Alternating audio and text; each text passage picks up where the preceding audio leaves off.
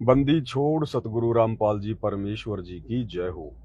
सत्साई भाई और बहनों, 2-3 दिन पहले हरियाणा के रोहतक के पैरावर में जो परशुराम जयंती का प्रोग्राम हरियाणा सरकार के द्वारा रखा गया था, जिसमें सतगुरु रामपाल जी के भोले भाले भक्तों को धोखे से उनके दर्शनों का नाम लेकर सत्संग के बहाने सतगुरु रामपाल जी के कलयुगी परिवार के द्वारा सतलोक आश्रम धनाना में बेचारे भक्तों को इकट्ठा कर लिया गया।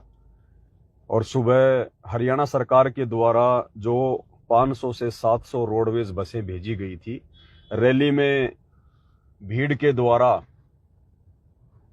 जो है अपनी प्रशंसा के लिए, अपनी रैली को सफल बनाने के लिए बेचारे भोले भाले भक्तों को उन बसों में ठोक दिया गया और परशुराम जयंती वाली जगह पर पैरावर में छोड़ दिया गया। भाई और बहनों, ये घटना संत सतगुरु रामपाल जी के भक्तों को एक गहरी शिक्षा दे सकती है, अगर वे लेना चाहें तो। एक बहुत ही अच्छा संदेश, एक बहुत ही अच्छी शिक्षा इस घटना के माध्यम से धोखे के शिकार हुए सतगुरु रामपाल जी के वो तमाम भगत जो पैरावर रैली में गए थे, जयंती पर गए थे, एक बहुत अच्छी शिक्षा उनको मिल सकती है अगर वो लेना चाहें तो। आज रात्रि 9 बजे, आज 5 जून 2025, आज रात्रि 9 बजे दास इसी Facebook page Pawan Das is live के ऊपर लाइव आएगा। बहुत सारी ऐसी बातें, बहुत सारी अच्छी अच्छी शिक्षा सतलोक आश्रम से जुड़े हुए अंध भक्तों को भी मिलेगी, ताकि भविष्य में वो ठगी का शिकार ना हो सकें। और जितने भी सत्सेवक भाई बहन हैं जो काल की किसी भी ठगी का शिकार नहीं हो रहे हैं, ज्ञान को आधार बनाकर घर बैठकर भक्ति कर रहे हैं, गुरु की गैर हाजिरी में गुरु की बदनामी का कारण नहीं बन रहे हैं, उन सत्सेवक भाई बहनों को भी एक बहुत अच्छी शिक्षा मिलेगी निकट भविष्य में। और किस प्रकार से हम अपनी मर्यादाओं को बचा सकते हैं, कितना सावधान हमें रहने की आवश्यकता है, कैसे कैसे कहां कहां किन किन घटनाओं के माध्यम से काल हमें ठगेगा, ये यहाँ हमारी रिहर्सल चल रही है। हमने शिक्षा लेनी है, इन घटनाओं पर चिंतन मनन करना पड़ेगा, क्योंकि हमारी जो फाइनल परीक्षा है, अंतिम परीक्षा है, वो त्रिकुटी पर होगी सतलोक के लिए, मोक्ष के लिए। अगर यहाँ हम सावधान नहीं हुए, यहाँ यदि हम काल की ठगी का शिकार होते जा रहे हैं, तो भला त्रिकुटी पर हम कैसे बचेंगे। तो भाई और बहनों, इन तमाम घटनाओं पर जिन जिन भगत भाई बहनों ने चिंतन किया है, मनन किया है, जो निष्कर्ष निकालेंगे इस परीक्षा के समय में, वे भाई बहन ही त्रिकुटी पर सफल हो पाएंगे। तो हजारों की संख्या में बेचारे भोले भाले भक्तों की धोखे से परशुराम की जयंती में भेजकर उनकी मर्यादा तोड़वाई गई है। इसी विषय पर हम आज रात्रि 9 बजे लाइव आएंगे। सभी भगत भाई बहन रात्रि में लाइव जरूर जुड़े। आप और हमारी तो ड्यूटी ही परमात्मा ने इसी बात की लगाई है कि हम स्वयं भी भक्ति मार्ग पर दृढ़ रहें और अपने अन्य भगत भाई बहनों को भी हम दृढ़ करें। ये सोशल मीडिया, ये प्रचार प्रसार के जो साधन है गुरुदेव ने मोबाइल, इंटरनेट, फेसबुक, यूट्यूब इसीलिए दिए, इसीलिए बनवाए परमात्मा ने। आज से पहले नहीं थे ये 40-50 साल पहले कुछ नहीं था। आज परमात्मा ने क्यों दिए सब कुछ। गुरुदेव भगवान के धरती पर आने के बाद में विज्ञान शिखर पर चढ़ चुकी है। ये सब कुछ परमात्मा ने भक्ति में सहयोग के लिए, हमारी सुविधा के लिए, ताकि हमारे पास समय ज्यादा से ज्यादा भक्ति के लिए निकले। तो भाई और बहनों, हमने इन तमाम संसाधनों का भरपूर फायदा उठाना है। और आज रात्रि 9 बजे सभी भगत भाई बहन लाइव जुड़िए। ज्ञान आधार से बहुत सारे विषयों पर चर्चा होगी। हालांकि जब हम लाइव जुड़ेंगे वो तो उसी समय पता चलेगा परमात्मा क्या संदेशा दिलवाएंगे, क्या नहीं दिलवाएंगे, क्योंकि हम जो कुछ पहले सोचकर लाइव आते हैं अक्सर वो होता नहीं है।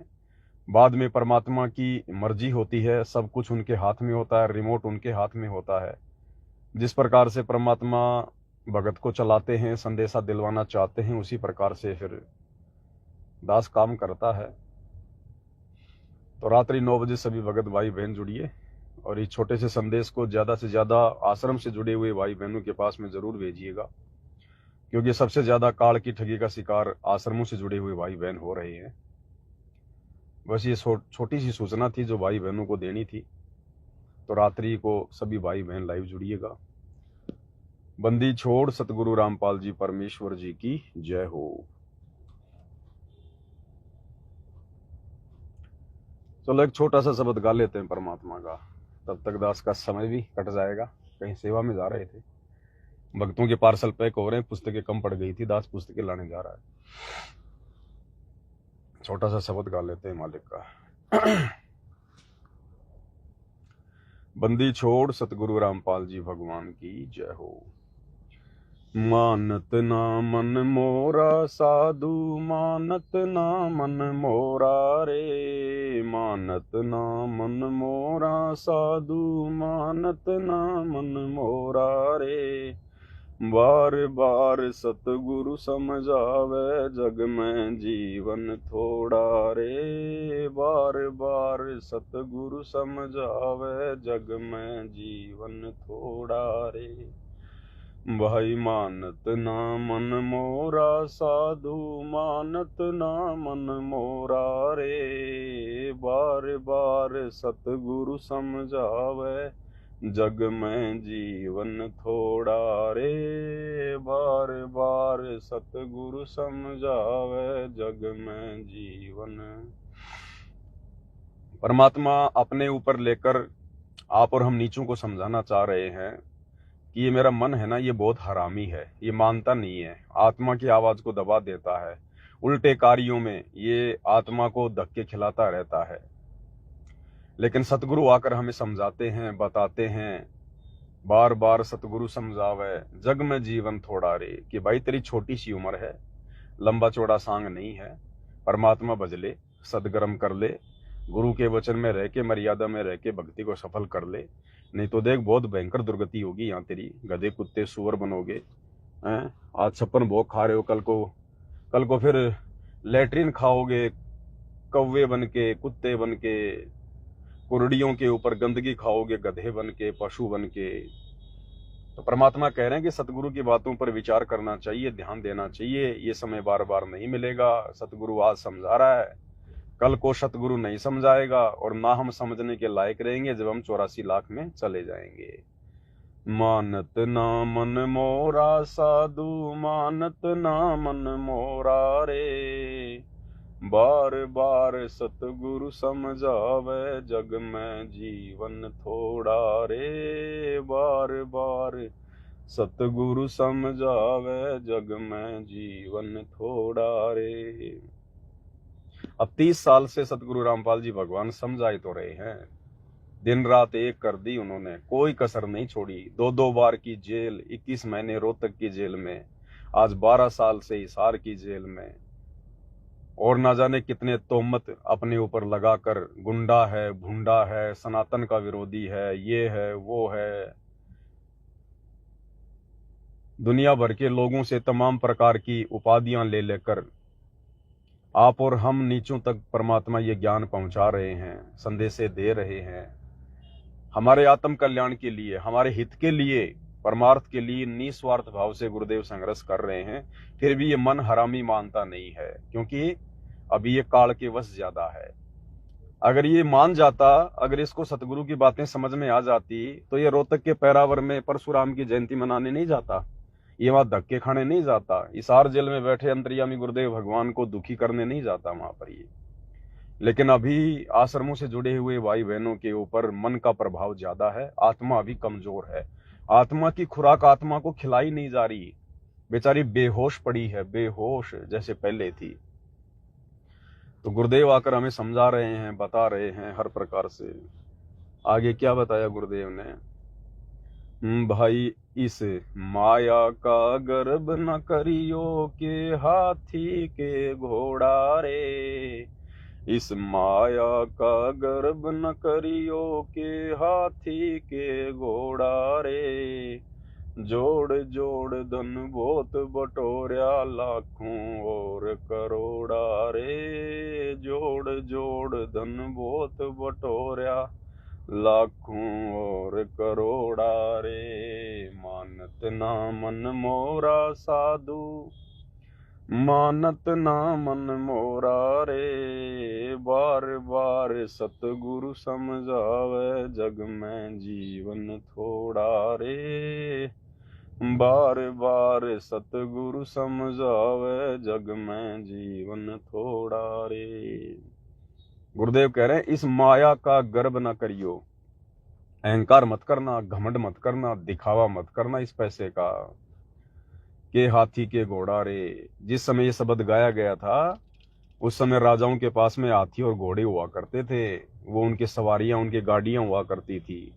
जैसे आजकल ट्रक हैं, बसें हैं, महंगी महंगी लग्जरी गाड़ियां हैं, लोग उनका दिखावा करते हैं। इसी प्रकार पहले के समय में राजा महाराजाओं की प्रसिद्धि उनके हाथी घोड़ों से मानी जाती थी। जिसके पास जितने ज्यादा हाथी घोड़े होते थे उतना ही वो वैभव संपन्न राजा माना जाता था। वो अपने धन का दिखावा करते थे और उसके अहंकार में फिर न जाने क्या क्या कुकर्म किया करते थे।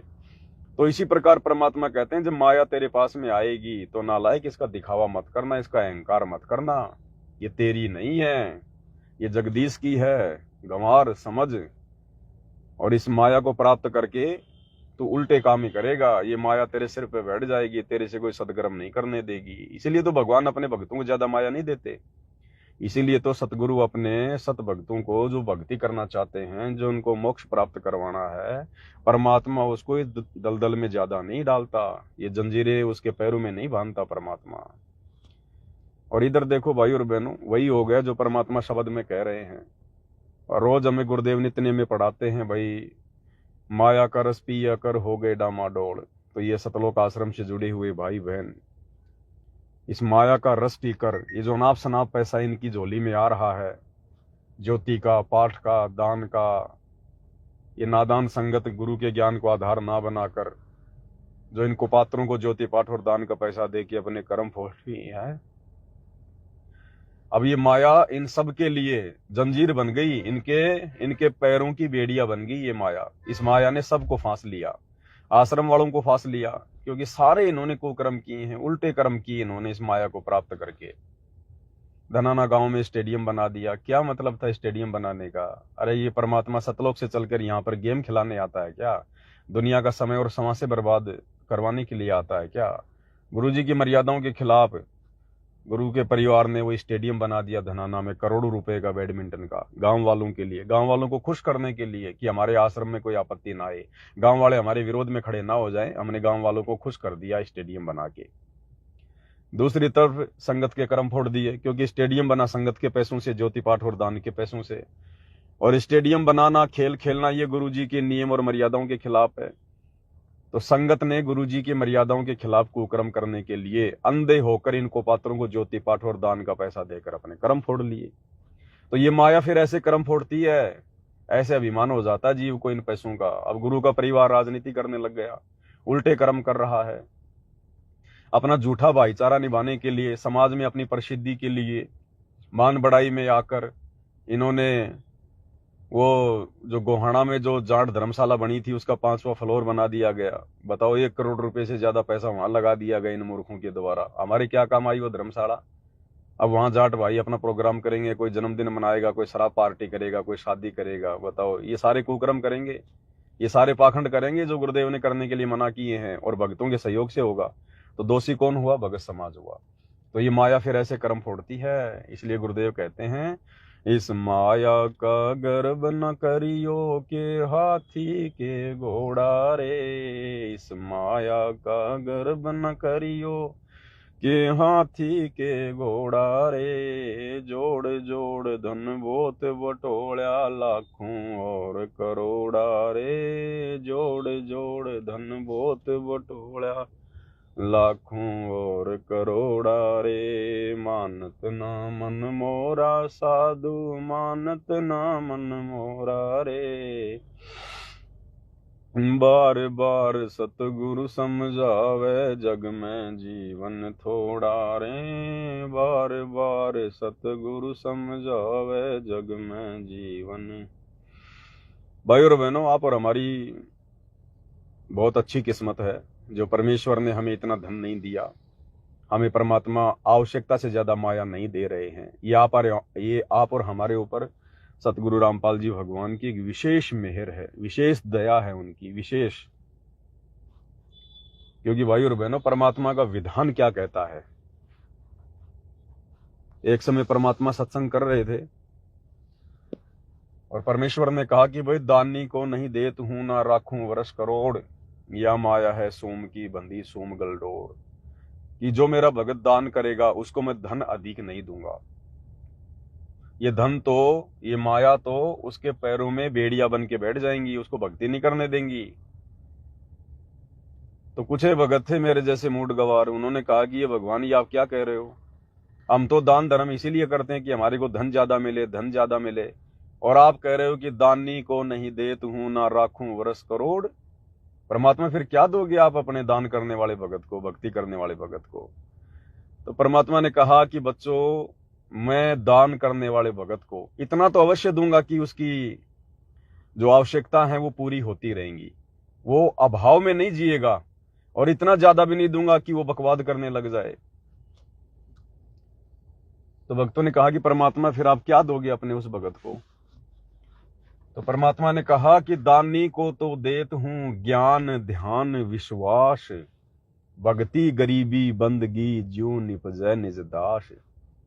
ये दूंगा मैं अपने भगत को। क्या? दानी को तो देत हूं ज्ञान ध्यान और विश्वास। अरे यही तो चाहिए मोक्ष के लिए, यही तो चाहिए सतगुरु के चरणों में परमानेंट जगह बनाने के लिए, भक्ति को सफल करने के लिए। ज्ञान ध्यान विश्वास ये भगत के आभूषण हैं, भगत के लक्षण हैं, भगत के श्रृंगार हैं आत्मा के। ज्ञान ध्यान विश्वास, ज्ञान के बिना हम भक्ति पर दृढ़ नहीं हो सकते, और विश्वास के बिना हमारी भक्ति सफल नहीं हो सकती। कहे कबीर सुनो भाई साधो मैं तो हूं विश्वास में। ये दुनिया का सबसे बड़ा धन है, सबसे बड़ी संपत्ति है ये।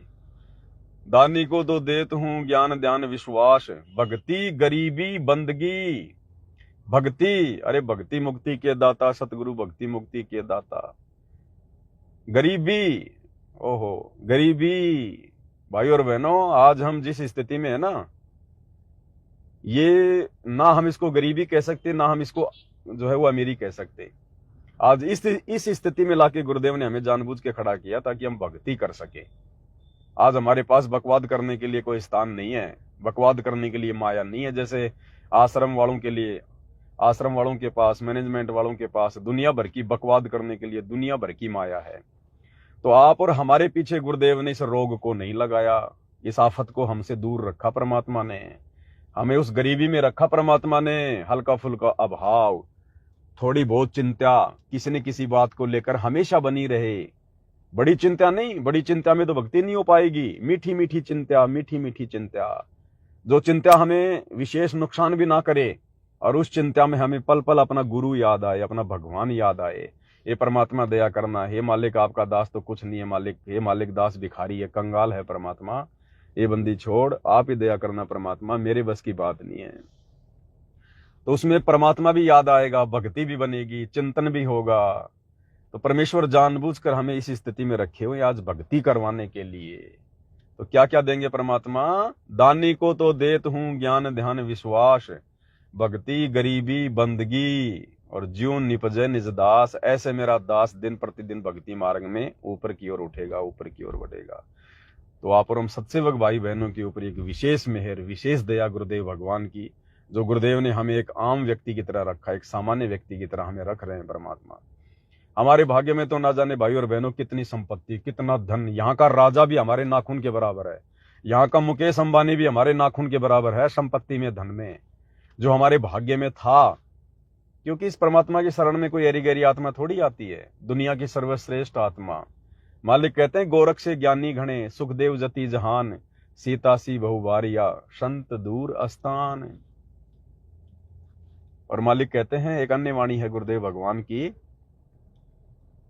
कि ये परमात्मा ऐसे नहीं मिलता, एरी गहरी आत्माओं को नहीं मिलता है। ये परमेश्वर बहुत विशेष आत्माओं को, बहुत अपनी प्यारी आत्माओं को मिलता है परमात्मा। तो ये दुनिया भर की जो संपत्ति है, जो धन था भाई और बहनों, ये आप और हमारे भाग्य में था। लेकिन परमात्मा ने हमसे भक्ति करवाने के लिए, हमें काल के कष्टों से छुड़वाने के लिए, हमें मोक्ष दिलवाने के लिए परमेश्वर ने हमारे उस संस्कार को काट दिया, रोक दिया परमात्मा ने, कि अभी नहीं दूंगा। दूंगा अवश्य, देगा परमात्मा, ऐसी बात नहीं देगा नहीं, परमात्मा देंगे, लेकिन कुछ समय के लिए परमात्मा ने उसको रोक दिया।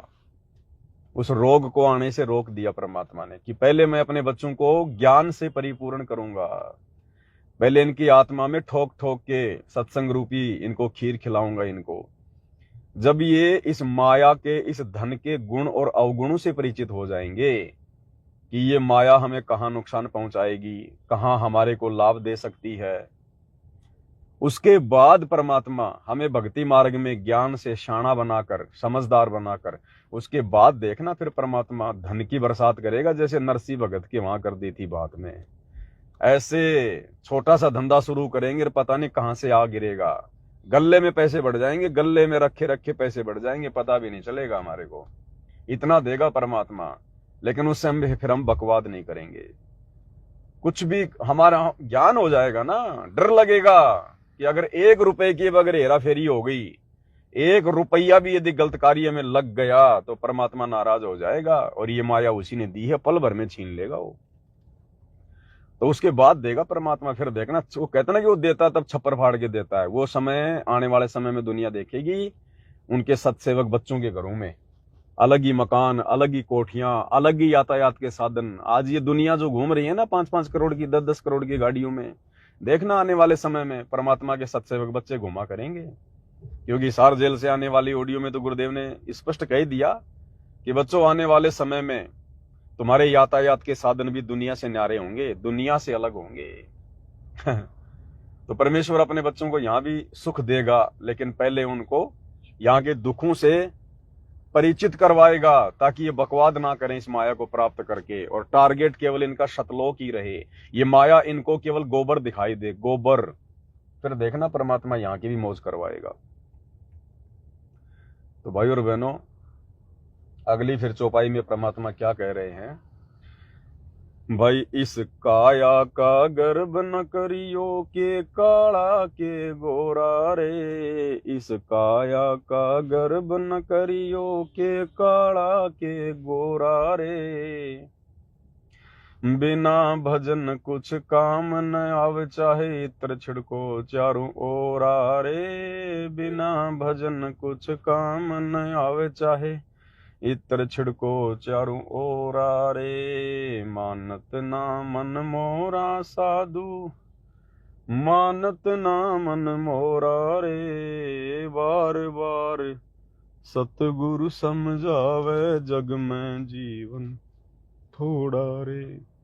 आगे परमात्मा कह रहे हैं कि बच्चों, धन के बाद फिर सबसे ज्यादा अहंकार जो जीव करता है ना, वो इस शरीर का करता है।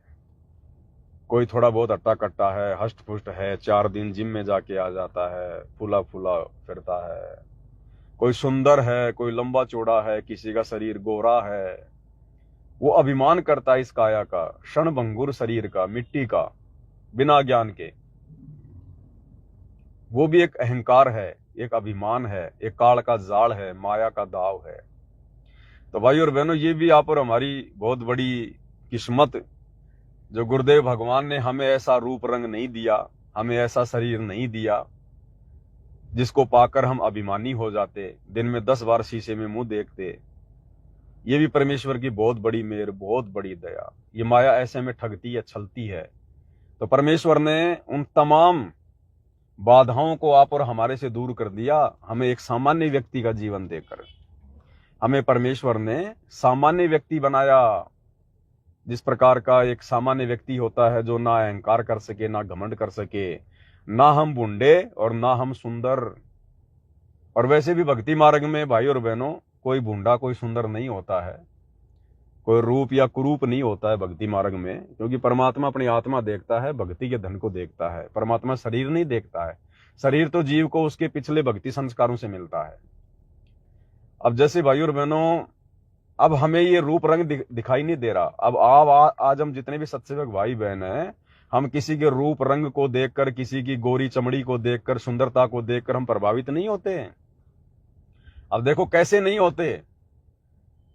अब देखिएगा, अभी पवन दास आपका भाई है, अब ये दास लाइव आता है, लाइव आकर क्या करता हूं मैं, को रागनी तो गाता नहीं, अपने बंदी छोड़ की महिमा करता हूं, भगत भाई बहनों को ज्ञान आधार से अच्छी अच्छी बातें बताता हूं, हमारा विश्वास भक्ति मार्ग पर दृढ़ होता है।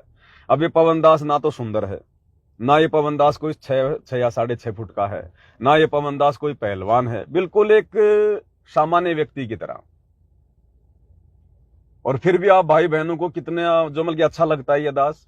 हम सभी एक दूसरे को अच्छे लगते हैं, मालिक की दया से हम परमात्मा के बच्चे हैं, भाई बहन आपस में। फिर भी हम कितने अच्छे लगते हैं एक दूसरे को, ऐसा लगता है जैसे यही हमारे असली भाई बहन है। हमारे जो रियल भाई बहन है, जिनको रियल कहते हैं, जो एक ही माँ के गर्भ से जिनका जन्म होता है, आज उनसे भी ज्यादा प्यारे, उनसे भी ज्यादा प्रिय हमें अपने भगत भाई बहन लगते हैं। कौन भगत भाई बहन? जिनकी आपस में मर्यादाएं मेल खाती हैं, जिनके विचार मेल खाते हैं। अब दूसरी तरफ ये देखो, बॉलीवुड में जो ये फिल्में बनाते हैं, ये हीरो, जिनको हीरो कहते हैं, है असल में वो जीरो, लेकिन दुनिया आध्यात्मिक ज्ञान के अभाव में उनको हीरो मानती है। अब वो लोग कितने सुंदर सुंदर होते हैं, कितने लंबे चौड़े होते हैं, जिम जाम करके कैसी वैसी बॉडी वाडी बना लेते हैं, खा पी के उल्टे सीधे सप्लीमेंट, है कि नहीं? अच्छे अच्छे कपड़े पहनेंगे, बढ़िया बढ़िया एक्टिंग करेंगे। अब दुनिया को वो कितने सुंदर लगते हैं, मेरा फेवरेट, मेरा फेवरेट। अरे वाह, गजब, क्या बॉडी बना रखी है। क्या आप और हम सतगुरु रामपाल जी के साध संगति से जुड़े हुए सत्सेवक भाई बहनों को दुनिया को हीरो दिखाई देने वाले वो लोग अच्छे लगते हैं क्या? वो हीरोइन, वो अभिनेत्रियां जो मेकअप करके, बढ़िया बढ़िया महंगे महंगे हार श्रृंगार करके, कपड़े पहन के, हैं, जो ऐसी ऐसी एक्टिंग करती हैं, दिखावा करती हैं, अर्धनग्न वो कपड़े पहनती हैं, अपना शरीर दिखाती हैं, क्या आप और हम सत्सेवक भाई बहनों को वो अच्छे लगते हैं क्या? हम तो कभी उनका स्वप्न में चिंतन भी नहीं करते। अगर हमारे घर के सामने अगर किसी बहुत बड़े बॉलीवुड के नेता का या नेती का, अभिनेता का, अभिनेत्री का कोई प्रोग्राम हो, तो हम तो अपने घर के दरवाजे तक बंद कर लेंगे कि ये भगवान कहां से आफत आ गई, ये जल्दी से जल्दी यहां से जाए, आफत यहां से, ये रोग जल्दी से जल्दी जाए यहां से। और दुनिया उनके ऊपर फिदा होती है, दुनिया उनको देखने के लिए सैकड़ों किलोमीटरों से गाड़ियों का तेल फूक फूक के आती है। अरे चलो भाई, वो अभिनेता आ रहा है, अरे वो अभिनेत्री आ रही, वो हीरो आ रहा है। और आप और हमारे घर के सामने प्रोग्राम हो तो हम दरवाजे बंद कर लेंगे कि ये भगवान, इन गंदे गंदे गानों की आवाज हमारे कानों में ना आए। हम सत्संग सुनाएंगे जोर जोर से आवाज में कि ये बाहर की आवाज हमें सुनाई ना दे। घर के दरवाजे बंद कर लेंगे। उनके दर्शन भी हम ये समझेंगे, भगवान आज कौन सा मेरा पाप कर्म उदय हो गया था जो मेरे घर के सामने ये बड़वे आ गए। दुनिया जिनको हीरो कहती है, हम उनकी शक्ल भी देखना पसंद नहीं करेंगे। उनके वहां जाकर बैठना तो बहुत दूर की बात है, हम तो घर के दरवाजे भी बंद कर लेंगे। हमें फूटी आंख भी अच्छे नहीं लगेंगे। वो क्यों नहीं अच्छे लगेंगे भाई और बहनों? क्योंकि अब परमात्मा ने हमारे शरीर का सॉफ्टवेयर चेंज कर दिया है। परमात्मा ने हमें इंसान से देवता बना दिया, मानुष से देवता किया कृतन लाई बार। हम आम सामान्य व्यक्ति की तरह नहीं है जो उनके पीछे दौड़ दौड़ के चले जाएंगे उनको देखने के लिए। नहीं, हमारा शरीर तो आम इंसानों जैसा दिखाई दे रहा है, लेकिन अंदर से परमात्मा ने चेंज कर दिया। हमें वो अच्छे नहीं लगते अब, बिल्कुल भी।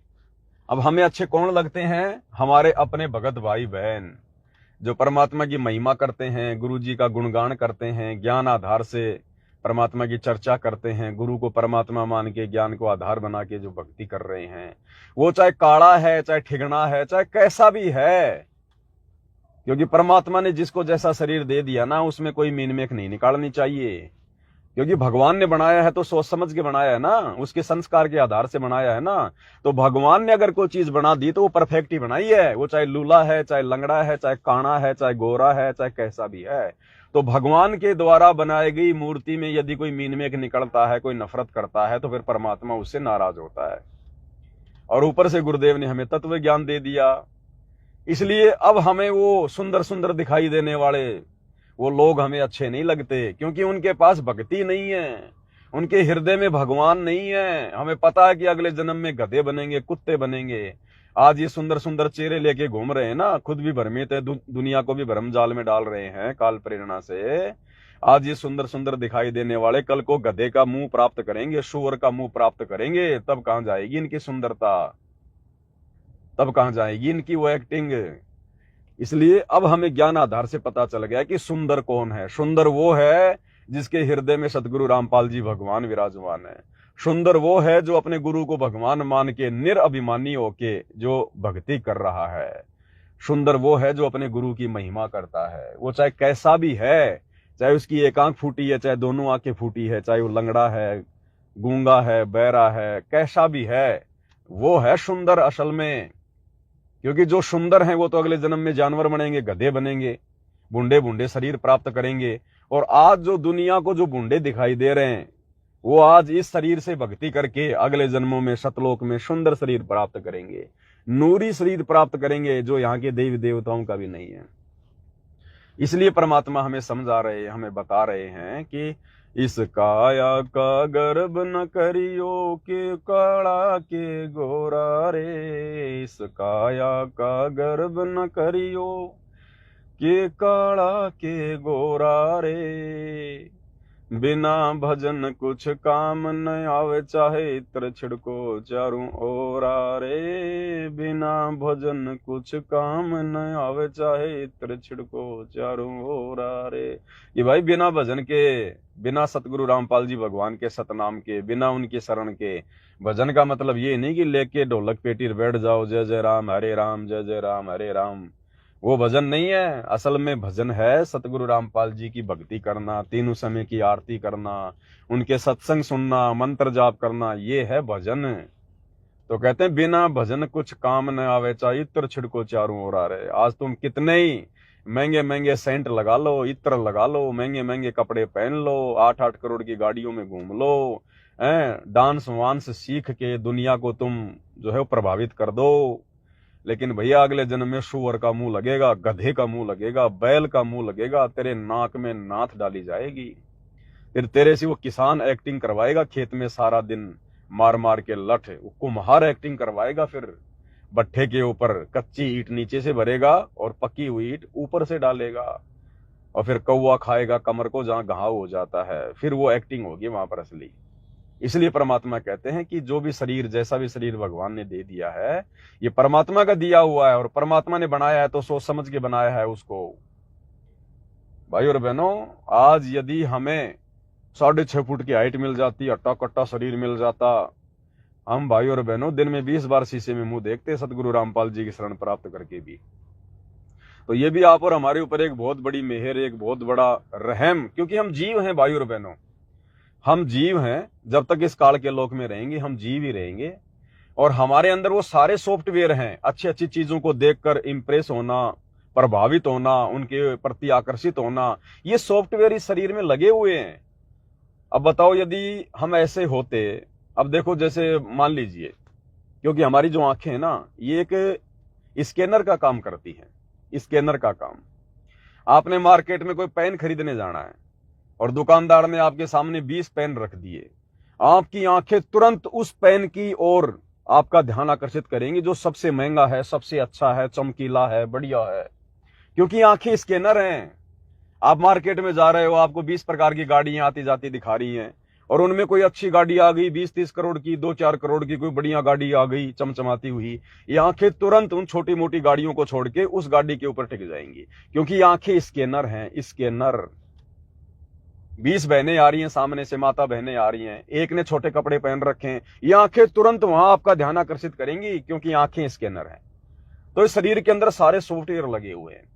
इसलिए भगवान ने आप और हमारे ऊपर बहुत बड़ी मेहर करी, बहुत बड़ी दया करी। हमें ऐसा कोई आकर्षक कोई शरीर नहीं दिया, हालांकि हमें बहुत अच्छा शरीर दिया गुरुदेव भगवान ने। अरे हमें निरोगी काया दे दी भगवान ने, स्वस्थ शरीर दे दिया परमात्मा ने हमें। हमारे शरीर में कोई रोग नहीं है, कोई शोक नहीं है, कोई दिक्कत नहीं है। हम आसानी से भक्ति कर पा रहे हैं परमात्मा के आशीर्वाद से। और वो अटे कटे शरीर वाला ना जाने कब एक्सीडेंट हो जाए, कब उसका वो आ जाए समय, उसकी मृत्यु का, उसकी टांग कटने का, आंख फूटने का, क्योंकि बचाव तो होगा नहीं उनका। वो शरीर थोड़ी बचाव करेगा, बचाव तो करेंगे संस्कार, गुरु भगवान। और गुरु भगवान बचाव करेगा जब हमारी भक्ति होगी हमारे पास में, जब हम भक्ति कर रहे होंगे। तो वो भक्ति तो कर नहीं रहे, पिछले जन्म की भक्ति से वो मलाई खा रहे हैं। तो कब उनका वो कुसंस्कार आ जाए, एक्सीडेंट होने का, पैर कटने का, आंख फूटने का, जलने का, तो उस समय बताओ फिर 2 मिनट में उनका वो शरीर, जिस शरीर को लेकर वो अपने आप में फन्नेखा बन रहे थे, दुनिया को दिखाया करते थे, अब उनका यदि वो चेहरा थोड़ा सा अगर वो जल जाए ना, वो दुनिया के सामने नहीं आएगा शर्म के मारे कि दुनिया क्या देखेगी मेरे इस जले हुए चेहरे को। अगर उसका एक हाथ अगर वो कट जाए ना, आधी बाजू की शर्ट पहनना उसको अच्छा नहीं लगेगा, फिर वो बॉडी दिखाने का शौक उसका समाप्त हो जाएगा। फिर बस इतनी सी है उनकी प्रभुता, उनकी सुंदरता। तो ये भी गुरुदेव भगवान ने आप और हमारे पर विशेष मेहर बख्शी परमात्मा ने हमसे भक्ति करवाने के लिए, ताकि हमारे मन में हमारे रंग को लेकर, हमारी हाइट को लेकर, हमारे हट्टे कट्टे शरीर को लेकर हमारे अंदर कोई अहंकार व्याप्त ना हो, और ना ही हमारे को देखकर दूसरा व्यक्ति निराशा महसूस करे। क्योंकि भाई और बहनों, काल का लोक है। यहां पर जिसके पास ज्यादा धन है तो गरीब आदमी उसको देखकर पता नहीं मन में क्या क्या सोचेगा, क्या क्या बकवाद, क्या क्या दोष पैदा करेगा। कोई किसी के सुंदर शरीर को देखकर ना जाने अपने मन में क्या क्या सोचेगा, कितना वो निराश होगा, कितने मन में दोष आएंगे। तो हम भक्तों को देखकर भी, हमारे रूप रंग को देखकर, हमारे हाइट को, हमारे शरीर को देखकर किसी और के मन में दोष ना आए, उसके लिए भी परमात्मा ने हमें सामान्य शरीर दिया। हम गुरुदेव भगवान का बारंबार धन्यवाद करते हैं, अनंत कोटि दंडवत प्रणाम करते हैं कि परमेश्वर ने हमारे ऊपर बहुत बड़ी रजा बख्शी, मेहर बख्शी परमात्मा ने। अन्यथा भाई और बहनों, भक्ति तो हम करते, ऐसी बात नहीं है, लेकिन उस भाव से भक्ति नहीं हो पाती जिस भाव से इस टूटे फूटे शरीर में, सामान्य से शरीर में, आम व्यक्ति जैसे शरीर में आप और हम आज भक्ति कर पा रहे हैं। तो ये बहुत बड़ी मेहर गुरुदेव की। अगली वाणी में क्या बताया गुरुदेव ने?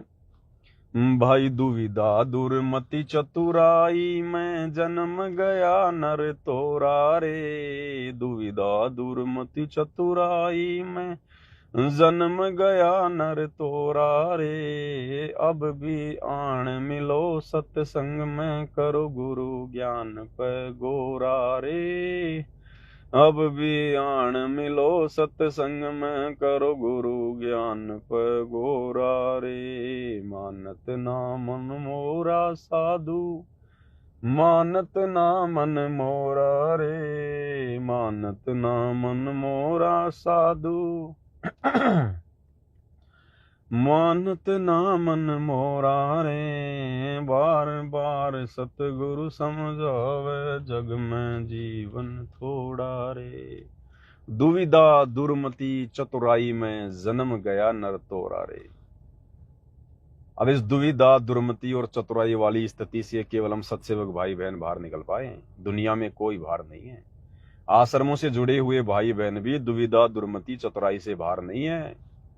ये चतुराई तो थी सतगुरु रामपाल जी के दोनों नालायक बेटों की, उनके नालायक भाई की, जिन्होंने भगत समाज को राजनीतिक स्वार्थों के चलते और परशुराम जयंती पैरावर में वहां भेज दिया, राजनेताओं की रैली में भीड़ जमा करने के लिए। ये चतुराई तो है और क्या है कि राजनेता हमसे प्रसन्न रहेंगे, हरियाणा का मुख्यमंत्री हमारे से प्रसन्न होगा, हम दोनों में से किसी एक भाई को रोहतक से या सोनीपत से बीजेपी की टिकट दे देगा, हम चुनाव लड़ेंगे, राजा बनेंगे, फिर अगले जन्म में गधे बनेंगे।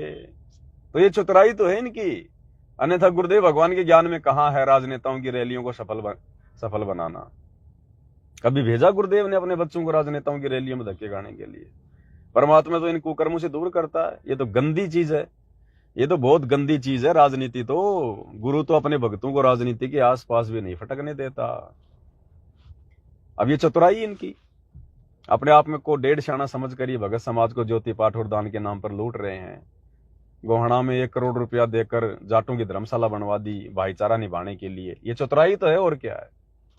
और संगत पड़ी है दुविधा में, दुविधा दुर्मति चतुराई में जन्म गया नर तोरा रे। संगत बेचारी दुविधा में है, क्या करें क्या ना करें। ये पवनदास सही कह रहा है, ये आश्रम वाले सही कर रहे हैं, क्या करें। आश्रम में जाके ठोक दिया भक्तों को रात को। सुबह हरियाणा रोडवेज की बसें आ गई, भक्तों को कहा गया चलो भाई गुरुजी का आदेश है, बसों में बैठो, मुख्यमंत्री की रैली है, परशुराम की जयंती है। अब भगत दुविधा में आ गए, भगत दुविधा में आ गए, क्या करें। अरे बैठे कि ना बैठे, अब क्या करें, अब तो बैठना ही पड़ेगा। जब आश्रम में चले गए तो बैठना ही पड़ेगा मेरे भाई। अब भगत दुविधा में, भाई गुरुजी ने तो कभी कहा ही नहीं, ऐसा तो गुरुजी का कोई आदेश है ही नहीं, ना परमात्मा ऐसा कोई आदेश देते कभी, ये मैनेजमेंट वाले ऐसा हमसे क्यों करवा रहे हैं। तो ये दुविधा, दुविधा क्यों? ज्ञान का भाव, साध संगति का भाव, ये भेड़ चाल में चलना, देखा देखी में चलना, आंखों पे काली पट्टी बांध के चलना, इसका परिणाम, इसका नतीजा। तो ये हाल हो गया इनका, आश्रम वालों का। तो परमात्मा कहते हैं सारा संसार दुविधा में पड़ा हुआ है। अपने आप को शाणे समझकर, चतुर समझकर, काल के जाल में फंसकर अपने कर्म फोड़ रहे हैं, सतगुरु की मर्यादा तोड़कर। तो मालिक कहते हैं दुविधा दुर्मति चतुराई में जन्म गया नर तोरा रे, दुविधा दुर्मति चतुराई में। अब सत्सेवक भाई बहन देखो, अरे हम कहां दुविधा दुर्मति में फंसेंगे, हम तो फंसे हुए भाई बहनों को समझाने के लिए वीडियो बना रहे हैं। हमें तो परमात्मा ने कब का दुविधा दुर्मति चतुराई से निकाल दिया। तो सतगुरु की विशेष प्यारी आत्मा अगर संसार में कोई है वर्तमान में भाई और बहनों, तो केवल सत्सेवक भाई बहन है। अरे जो इस तत्व ज्ञान को समझ जाए, जो तत्व भेद को समझ जाए, जो गुरु रूप में आए हुए कबीर भगवान को समझ जाए, जिनको आत्म कल्याण की चिंता लग जाए भाई और बहनों, वो हैं परमेश्वर की हंस आत्माएं, निर्विकार आत्माएं, विशेष आत्माएं। तो ये दया तो आप और हमारे ऊपर हुई है। दुविधा दुर्मति चतुराई में जन्म गया नर तोरा रे, अब भी आन मिलो सत्संग में करो गुरु ज्ञान पे गोरा रे, अब भी आन मिलो सत्संग में करो गुरु ज्ञान पे गोरा रे। गुरुदेव कहते हैं नालायको अभी भी आ जाओ। सत्संग में आने का मतलब है मेरे द्वारा किए गए प्रवचनों पर थोड़ा विचार कर लो, या साथ संगति के वीडियो देखकर थोड़ा बहुत अपने दिमाग का इस्तेमाल कर लो, जो जंग लगी हुई है। अब भी आन मिलो सत्संग में, अभी भी समय है, अभी भी थोड़ा बहुत समय है। जब तक गुरुदेव भगवान हिसार जेल से अपनी लीला पूरी करके बाहर नहीं आ जाते हैं, तब तक हमारे पास थोड़ा बहुत समय है। एक बार गुरुदेव हिसार जेल से बाहर आए नहीं, परीक्षा का समय समाप्त हुआ नहीं, फिर तो भैया रिजल्ट आना बाकी है। तो मालिक कहते हैं अब भी आन मिलो सत्संग में करो गुरु ज्ञान पर गोरा रे, मानत ना मन मोरा साधु मानत ना मन मोरा रे, बार बार सतगुरु समझावे जग में जीवन थोड़ा रे। कि नालायको थोड़ा सा जीवन है, थोड़ा सा जीवन, तुम्हारी लाखों साल की उम्र नहीं है जो सतयुग में त्रेता में हुआ करती थी। तुम कलयुग में हो, कलयुग में, और तुम्हारी ये 60-70 साल की उम्र है, आधी से ज्यादा तो तुमने बर्बाद कर दी बकवादों में। अब तुम्हें सतगुरु मिल गया, अब भी तुम्हारे से बकवाद नहीं छूट रही, अब भी ये दुर्मति तुम्हारे सिर पर बैठी हुई है। तो परमात्मा कहते हैं ये 15-20 साल का जीवन है, भक्ति में लगा दे, इसको समर्पित कर दे अपने गुरु के चरणों में, अगर सफल करना चाहता है तो। आगे लास्ट में गुरुदेव भगवान ने हमें कितनी प्यारी व्याख्या करके बताया है।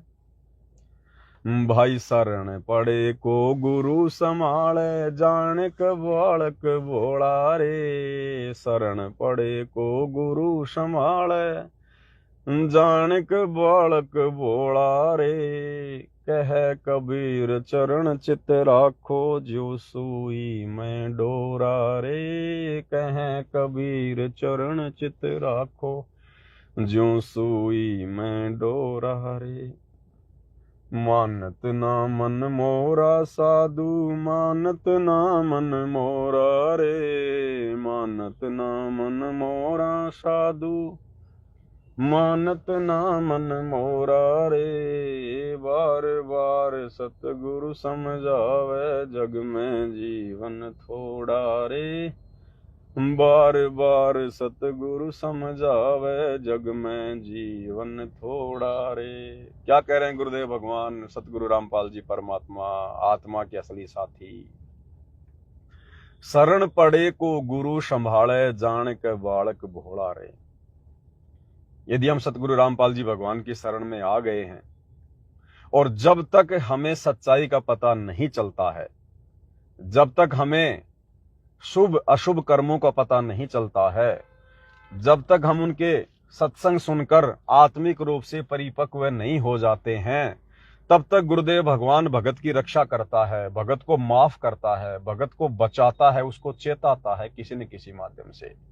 शरण पड़े को गुरु संभाले जान के बालक भोला रे। लेकिन जब हम परमात्मा के विधान से परिचित हो जाते हैं, जब हमें सतनाम मिल जाता है, देखो प्रथम नाम तक तो आत्मा थोड़ी सी जो है कच्ची पक्की रहती है, क्योंकि 2-4-5 महीने में भाई और बहनों इस ज्ञान को इतना नहीं समझा जा सकता। तो गुरुदेव भगवान कहते हैं कि 1-2 साल तो हम भी नहीं मानते कि भाई ये भगत बन गया या परमात्मा ने इसका हाथ पकड़ लिया होगा, यानी 1-2 साल तो उसको समय लगेगा, झटके लगेंगे भगत को।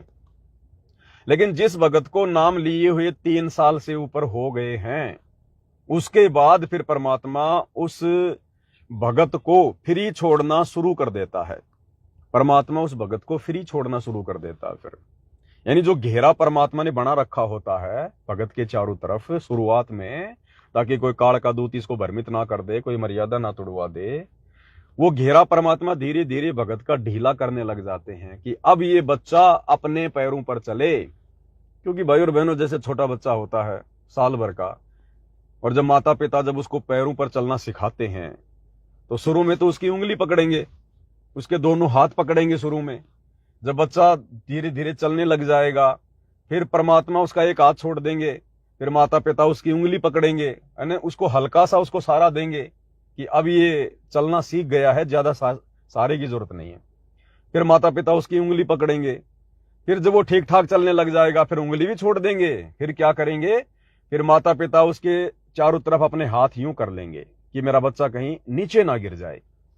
फिर वो हाथ नहीं लगाते माता पिता, उसके चारों तरफ हाथ कर लेंगे, जैसे ही गिरने वाला होगा उस समय फिर उसको तुरंत पकड़ लेंगे, उसको चोट नहीं लगने देंगे। तो इसी प्रकार जब हम शुरुआत में भक्ति मार्ग पर नाम दीक्षा लेते हैं तो हम बालक होते हैं साल 6 महीने के, तो गुरु दोनों हाथों से पकड़कर हमें भक्ति मार्ग पर चलाता है। हम भोले होते हैं उस समय, गुरु हमें संभाल के रखता है, हमारी नादानियों को माफ करता है। छोटी मोटी मर्यादा भी टूट जाती है तो गुरु नाराज नहीं होता, गुरु को पता है कि अब ये नादान है, अबोल है। फिर जब हम सतनाम ले लेते हैं तो फिर गुरु हमारी उंगली पकड़ेगा, फिर दोनों हाथों से नहीं पकड़ेगा, फिर गुरु केवल हमारी उंगली पकड़ेगा कि अब ये थोड़ा थोड़ा अपने पैरों पर चले, थोड़ा जोर दे।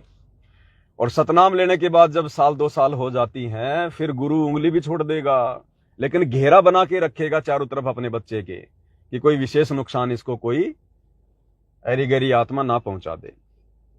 और जब उसको 3 साल कंप्लीट हो जाएंगी फिर गुरु उसको बिल्कुल फ्री छोड़ देगा। जैसे 3-4 साल के बच्चे को फिर माता पिता फ्री छोड़ देते हैं, अपने काम में लग जाते हैं कि अब ये इसको खेलने दे इसको, क्योंकि अब वो अच्छा बुरा समझने लायक हो गया, भला बुरा समझने के लायक हो गया। अब धीरे धीरे उसको झटके लगेंगे उस बालक को, माता पिता ने छोड़ दिया फिर ये अपने काम में लग गए। अब बच्चा खेल रहा, खेलते खेलते बच्चा जो है कहीं चला गया, किसी गाय की तरफ चला गया, भैंस की तरफ चला गया, उसको नहीं पता कि ये मारेगी क्या करेगी। और जैसे ही वो भैंस के पास गया, गाय के पास गया, गाय ने एकदम से सिर को यूं किया मारने के लिए, तो एकदम से वो पीछे हटेगा, उसको डर लग जाएगा, वो समझ जाएगा कि ये भैंस है, ये मारती भी है। तो इस प्रकार से फिर परमात्मा चाहते हैं कि मैं अपने बच्चे को फ्री छोड़ दूंगा, अब ये धीरे धीरे धीरे धीरे हल्की हल्की ठोकरें खाके ये खुद भक्ति मार्ग पर दृढ़ हो, थोड़ा बहुत संघर्ष करे, लोगों को जानना पहचानना शुरू करे कि तेरी भक्ति में कौन सहयोगी हैं, कौन तेरे भक्ति मार्ग में तेरे विरोधी हैं, कौन तुझे नुकसान पहुंचाएगा। तो 3 या 4 साल के बाद में सतगुरु अपने भगत को फिर फ्री छोड़ देता है। अब सतगुरु ने फ्री छोड़ दिया तो फिर हमारे साथ में क्या है, सतगुरु का ज्ञान, मर्यादा में रहेंगे तो सतगुरु का आशीर्वाद ये हमारे साथ रहेगा। फिर सतगुरु हमें उस कुंज पक्षी की तरह जो हजारों किलोमीटर दूर अंडे देकर अपनी कुरल कुरल की आवाज करके अपने अंडों को पोसती है, बच्चों को परिपक्व करती है, फिर उस आधार से सतगुरु अपने बच्चों की रक्षा करते हैं। फिर तो आज वर्तमान में इसी प्रकार गुरुदेव भगवान हमें अपनी शरण में लेकर ज्ञान आधार से मजबूत बनाकर, वो चाहे हिसार जेल में बैठे हों चाहे शतलोक में बैठे हों, अनंत रूप हैं गुरुदेव भगवान के, कोई जेल में थोड़ी बैठे हैं परमात्मा। जेल में तो उनका एक रूप बैठा है, परमानेंट तो परमात्मा अनामी लोक में बैठा रहता है, अनामी लोक में, अकय लोक में परमात्मा सिंहासन पर। फिर उनके 4 रूप चारों लोकों में बैठे हुए हैं, अगम लोक में अगम पुरुष के रूप में, अलख लोक में अलख पुरुष के रूप में, सतलोक में सत्य पुरुष के रूप में। और यहां भी परमात्मा आए हुए हैं सतगुरु रामपाल जी का रूप बनाकर, और ना जाने कितने ब्रह्मांडों में परमात्मा इस समय लाखों करोड़ों रूप बनाकर अपनी लीलाएं कर रहे हैं। भाई और बहनों, ये जो काल का 21 ब्रह्मांड है ना जो हम देख रहे हैं, ये खाली अकेला एक काल का 21 ब्रह्मांड नहीं है, ऐसे ऐसे 21 ब्रह्मांड गिनती नहीं है, परमात्मा ने इतने बना रखे हैं। और इस मालिक को आनंद आता है इस परमेश्वर को उन लोगों में जा जाके लीला कर करके अपने बच्चों को समझा समझा के, ये परमात्मा अनंत करोड़ रूप बना के एक ही समय में पता नहीं कितनी हिसार जेल होंगी इन ब्रह्मांडों में जहां परमात्मा बैठा हुआ ये लीला कर रहा है, और हमें दिखाई दे रहे हैं कि बस हिसार जेल में बैठे हैं गुरु जी। हम सत्सेवक अपने गुरुदेव भगवान को भोग लगा रहे हैं, हर एक सत्सेवक के घर में गुरुदेव भगवान आ रहे हैं भोग लेने के लिए। क्योंकि जब तक गुरुदेव भोग को ग्रहण नहीं करेंगे सूक्ष्म रूप में अपनी रचना से, वो पवित्र कैसे बनेगा, प्रसाद कैसे बनेगा वो? तो परमेश्वर के अनंत रूप हैं, अनंत करोड़ रूप हैं उस परमेश्वर के। साहिब तेरी साहिबी श्याम कहूं के श्वेत। ये ना देखो कि गुरु जी खाली सार जेल में बैठे हुए हैं, फिर ये दुनिया कौन चला रहा है मेरे भाई? ये तो परमेश्वर का एक रूप है यहाँ पर। न जाने कितने रूप हैं उस मालिक के, कितने उसके लीलाएं कर रहा है परमात्मा एक ही समय में। तो परमेश्वर कह रहे हैं कि भाई शरण पड़े को गुरु संभाले, जान के बालक भोला रे, और कह कबीर तुम चरण चित राखो, ज्यों सोई में डोरा रे। तो परमेश्वर ने हमें अपने चरणों में लगाया हुआ है, अपने बच्चों को, और अपने ज्ञान रूपी धागे से, अपने ज्ञान रूपी धागे से, जिस प्रकार से धागे में अनेकों मणिये डाल दिए जाते हैं, उसकी एक माला बन जाती है, फिर वो माला गले में डाली जाती है, सुशोभित होती है। तो इसी प्रकार गुरुदेव भगवान हमें अपने तत्व ज्ञान रूपी इस धागे से, हम सभी सत्सेवक भाई बहनों को, जो उनकी आत्माएं हैं, जो मणिये हैं, उनको परमात्मा ने बांध रखा है आपस में, जोड़ रखा है आपस में एक दूसरे के साथ में। और हमें अपनी शरण में लेकर गुरुदेव भगवान ने आप और हमारे ऊपर बहुत बड़ा एहसान किया हुआ है। इनसे बढ़कर एहसान दुनिया में कोई कर नहीं सकता, इनसे बढ़कर परमार्थ दुनिया में कोई कर नहीं सकता। तो ये गुरुदेव भगवान की बहुत बड़ी रजा, बहुत बड़ी मेहर। परमेश्वर ने हमें युवा बना दिया, ज्ञान से समझदार बना दिया, हमारी दुविधा दुर्मति चतुराई को हमसे कोसों दूर कर दिया। आज हम निरअभिमानी होकर और अपने आप को तुच्छ जीव समझकर, दो कोटि का प्राणी समझकर आज हम गुरुदेव भगवान की भक्ति में लीन हैं। हमने संसार की ओर देखना छोड़ दिया है, केवल अपने गुरुदेव की ओर देखते हैं कि किन बातों से मेरा गुरु प्रसन्न होगा, किन कुकर्मों से दुखी होगा। वो कुकर्म करने से हम बचते हैं, सदकर्म करने में आगे बढ़ते हैं। और अपनी आत्मा के कल्याण के लिए हमारा जो परम हित है, हमारा जो सबसे बड़ा स्वार्थ है, वो है मोक्ष, आत्म कल्याण करवाना। आज हमें उसकी चसक लग गई है। तो सतगुरु रामपाल जी परमेश्वर जी के विधि विधान अनुसार, उनकी मर्यादाओं में यदि वर्तमान में कोई चल रहा है, तो केवल उनके सत्सेवक बच्चे चल रहे हैं। तो बहुत बड़ी मेहर भाई और बहनों, बहुत बड़ी दया गुरुदेव की। इस परमात्मा के जितने गुण गाए जाएं, जितनी महिमा की जाए, उतनी थोड़ी है। और यही चीजें हैं जो हमारी आत्मा को दृढ़ करती हैं, हमारी आत्मा को रिचार्ज करती हैं, हमें भक्ति मार्ग में आगे बढ़ाती हैं। बाकी दुनिया भर के आडंबर पाखंड हमारे किसी काम के नहीं। ये तो फालतू के लोगों के लिए हैं, जो काल के जाल में हैं, जिनका समय सतलोक जाने का नहीं आया। वो करेंगे ये बकवाद फालतू की। हम तो निर्विकारी हंस हो गए परमात्मा के, उन्हीं के आशीर्वाद से। आप और हमारी औकात नहीं, आप और हमारी तो हम सौपन में भी नहीं सोच सकते कि परमेश्वर हमें निर्विकार बना देंगे। हमें परमात्मा ऐसे ऐसे विकारों से हटा देंगे, जिन विकारों से ब्रह्मा विष्णु महेश नहीं हट पा रहे। और बड़े बड़े साधु संत महात्मा ऋषि मुनि, जिनके आज देश दुनिया में नाम है, वो नहीं हट पाए उन विकारों से। आज हमें गुरुदेव भगवान ने उन विकारों से हटा दिया।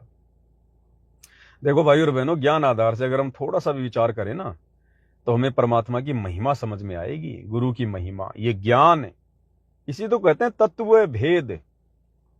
तत्व भेद इसी को कहते हैं, तत्व भेद। तत्व भेद एक न्यारा रे साधु भाई, तत्व भेद एक न्यारा। और समझेगा कोई गुरु मुख प्यारा, तत्व भेद एक न्यारा। जो गुरु मुख प्यारा होगा, अब गुरु मुख प्यारा कौन होगा? जो गुरु को प्यारा होगा। गुरु को प्यारा कौन होगा? जो गुरु की मर्यादा में रह के भक्ति करेगा, गुरु के वचन में चलेगा, वही तो गुरु को प्यारा होगा। अरे एक पिता की 4 संतान है, 2 बच्चे उसकी आज्ञा में चलते हैं, 2 बच्चे आज्ञा से बाहर काम करते हैं। तो पिता किसको ज्यादा लाड प्यार करेगा, किसकी आवश्यकताओं का ज्यादा ध्यान रखेगा? जो उसकी आज्ञा में चलते हैं। तो हम सत्सेवक भाई बहन गुरु प्यारे हैं, गुरुमुखी हैं, हम अपने गुरु की आज्ञा में चलते हैं। हम इन रैलियों में धक्के नहीं खाते, परशुराम की जयंती मनाने नहीं जाते। हमने अपने बाप दादाओं की जयंतियां मनाना छोड़ दिया। परशुराम का हमारा कोई दादा लगता है क्या? बताओ, मुर्दों की पूजा हम क्यों करेंगे? वो तो मुर्दों में है, जिसका नामो निशान धरती पर नहीं है, वो मुर्दा है। अभी तो मुर्दों को पूजने गए थे वहां पर रोहतक में, पैरावर में। तो इनकी तो बुद्धि भ्रष्ट है, इनकी मति भ्रष्ट है भाई और बहनों। गुरुदेव कहते हैं ना, साधो समझो की मति और, यानी जो समझ चुके हैं इस ज्ञान को, उनकी बुद्धि का लेवल तो कुछ और ही होता है। संतों समझो की मति और, जो समझ गए इस ज्ञान को, इस गुरु भगवान को, उनकी मति, उनकी बुद्धि का लेवल कुछ और ही होता है। तो ये निष्कर्ष जो है ना गुरुदेव के सत्संगों का, इसको कहते हैं तत्व भेद। और गुरु हर चीज को खोल के नहीं बताएगा, गुरु सांकेतिक बात करेगा, और गुरु के संकेतों को हम समझें। इसीलिए तो गुरु ने तत्व ज्ञान दिया है, दुनिया से निराला ज्ञान दिया है। अब देखो, मार्कंडेय ऋषि की कथा सुनाई हमें गुरुदेव भगवान ने। मार्कंडेय की क्या कर रहा था? मार्कंडेय ऋषि बंगाल की खाड़ी में तपस्या कर रहा था। टारगेट क्या था उसका? ब्रह्मलोक। ब्रह्मलोक में क्या? सुंदर सुंदर औरतें।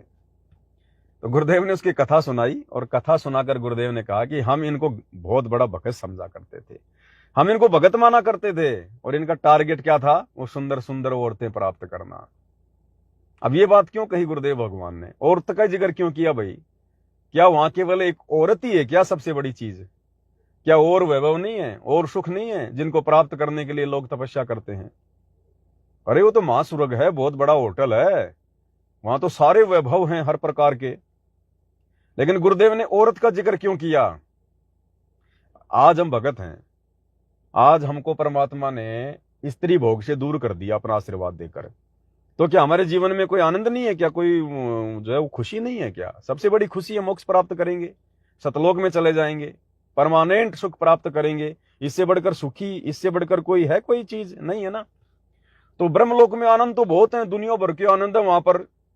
वहां जब आप भक्ति करके जाओगे तो लोग आपकी वाहवाही करेंगे। जैसे सुखदेव ऋषि उड़कर चला गया स्वर्ग में, सारे देवता उसके इर्द गिर्द हो गए, उसके प्रवचन सुनने लगे, वाह ऋषि जी, वाह ऋषि जी, कमाल कर दिया तुम।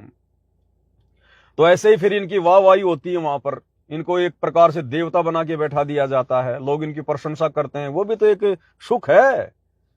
लेकिन गुरुदेव ने औरत का जिक्र क्यों किया अपने सत्संग में? पहले आपको एक छोटा सा गुरुदेव का 2 मिनट का सत्संग है भाई और बहनों, पहले इसको ध्यान से सुनिएगा। गुरुदेव कह रहे हैं जिस मार्कंडे को हम भगत समझा करते थे, और उसका टारगेट क्या था? सुंदर औरत प्राप्त करना। यानी ये जो विकार है, भोग क्रिया, स्त्री मिलन, ये भक्ति मार्ग में सबसे ज्यादा बाधक है। बनेगी नहीं भक्ति हमारी, कितना प्रयास कर लो, करते रहो तुम 3 समय की आरती, उतारते रहो भगवान की आरती, तुम करते रहो मंत्र जाप तुम, ये तो वही स्थिति होगी, सुबह खाया शाम को लैट्रिन में निकाल दिया, वो स्थिति हो जाएगी। ये एक तरफ भक्ति कर रहे हैं और दूसरी तरफ हम सारे विकार कर रहे हैं। इन्हीं विकारों के कारण तो काल ने हमारे को फंसा रखा है। एक तरफ तो हम ब्रह्मा जी का जाप करते हैं प्रथम मंत्र में, ओम ओम ओम ओम करते रहते हैं जैसा भी है, और रात्रि समय आया तो स्त्री से मिलन कर लिया, ब्रह्मा जी का कर्जा फिर से चढ़ा लिया, दिन में थोड़ा बहुत उतारा और फिर रात्रि में ब्रह्मा जी का कर्जा फिर से चढ़ा लिया। तो कैसे मुक्त होंगे भाई हम? मुक्त वो होगा जो खर्चा करे कम या बिल्कुल बंद कर दे, और ज्यादा मेहनत करे और लोगों का उधार चुकाए। तो क्या करें गुरुदेव भगवान? ध्यान देना परमात्मा के शब्दों पर। तो मार्कंड ऋषि तप कर रहा था, तो ये ब्रह्मलोक में इसकी समाधि चली। अब देखो, आप कहीं बैठे हो, कहीं पर भी बैठे हो, 10-20 मिनट में मन ऐसी प्रेरणा करेगा, चलो वहां चलते हैं, वहां बैठते हैं। बैठने की चेष्टा करोगे तो भी ना बैठने दे। और आप चले जाते हो, सिनेमा देखने जाते थे पहले, अब तो नहीं जाएंगे हम। तो 3 घंटे का न्यों नहीं पता लग गया कितनी देर में गई। क्या कह रहे हैं गुरुदेव कि पहले हम सिनेमा देखने चले जाते थे, 3 घंटे का पता ही नहीं चलता था, लेकिन अब नहीं देखेंगे हम। क्या नहीं देखेंगे? सिनेमा। अब भी देख रहे हैं भाई बहन, लाखों की संख्या में लोग सिनेमा देख रहे हैं, लाखों की संख्या में, हजारों की संख्या में लोग सिनेमा देख रहे हैं। कौन? जो सतलोक आश्रमों से जुड़े हुए हैं। अरे सिनेमा हॉल में सिनेमा देखने हम क्या जाते हैं? फिल्म देखने जाते हैं। फिल्म में क्या होता है? फिल्म में सारी बातें होती हैं, फिल्म में राजनीति भी होती है। एक नेता आएगा, भाषण देगा, सामने लोगों की भीड़ खड़ी है, नेता का लोग भाषण सुन रहे हैं, आती है ना फिल्मों में। तो वही तो देखने जाते हैं लोग सिनेमा में, और क्या देखने जाते हैं? अब ये सतलोक आश्रम से जुड़े हुए भाई बहन जो हरियाणा रोडवेज बसों में बैठकर मुख्यमंत्री की रोहतक की पैरावर रैली में परशुराम जयंती में गए थे। ये सिनेमाएं तो देखने गए थे, इनको मन ही तो लेके गया था वहां पर, क्योंकि मन को तो बकवाद में आनंद आता है ना भाई। जो सच्चे भगत थे परमात्मा के, जो ज्ञान आधारी हैं, वो तो गए ही नहीं वहां पर धक्के खाने के लिए। तो मन किसको लेके गया? जो मन की खुराक है। अब क्या मिला उस रैली में राजनेताओं की बात सुन के? हरियाणा की मुख्यमंत्री ने कोई सृष्टि रचना सुनाई थी क्या है भाई? वहां क्या मिला तुम्हारे को जाके? बकवाद मिली ना। उसने उसकी झूठी निंदा कर दी। राजनेता क्या करेंगे? मंच पर चढ़कर जनता को खुश करेंगे, लंबे चौड़े झूठे भाषण फेंकेंगे, थोती थोती उनको योजनाएं देंगे, तुम्हारे लिए ये कर देंगे, वो कर देंगे, उस सरकार ने ये किया वो किया, एक दूसरे की निंदा चुगली। बताओ क्या मिला तुम्हें वहां पर? भक्ति भाव से संबंधित कोई चीज मिली? तो वहां क्या गए थे ये आश्रम वाले भाई बहन? सिनेमा देखने के लिए। अरे लोग एक हॉल के अंदर 3 घंटे बैठ के सिनेमा देख लेते हैं, तुम लोगों ने तो 3 घंटे से ज्यादा का समय बर्बाद कर दिया वहां पर। कम से कम 2-3 घंटे तो आने जाने में लग गए होंगे तुम्हारे उन बसों में। धनाना से रोहतक जाने में, पैरावर जाने में 2-3 घंटे तो तुम्हारे उस बस में हो गए तुम्हारे जो है वो बर्बाद। और वहां जाकर 3-4 घंटे तुम बैठे और मंत्री जी के भाषण सुनने तुम लोगों ने। तो सिनेमा ही तो देखा तुमने, और किया क्या वहां पर? सिनेमा यानी बकवाद। तो भगत अगर राजनीतिक बातें सुनेगा तो उसको बकवाद कहते हैं, बकवाद। और बात तेरे काम न आवे, संतों शरणा लाग रे। तो बताओ, सतगुरु रामपाल जी भगवान कह रहे हैं कि अब तो हम नहीं देखेंगे सिनेमा, और ये आश्रम वाले देख रहे हैं सिनेमा।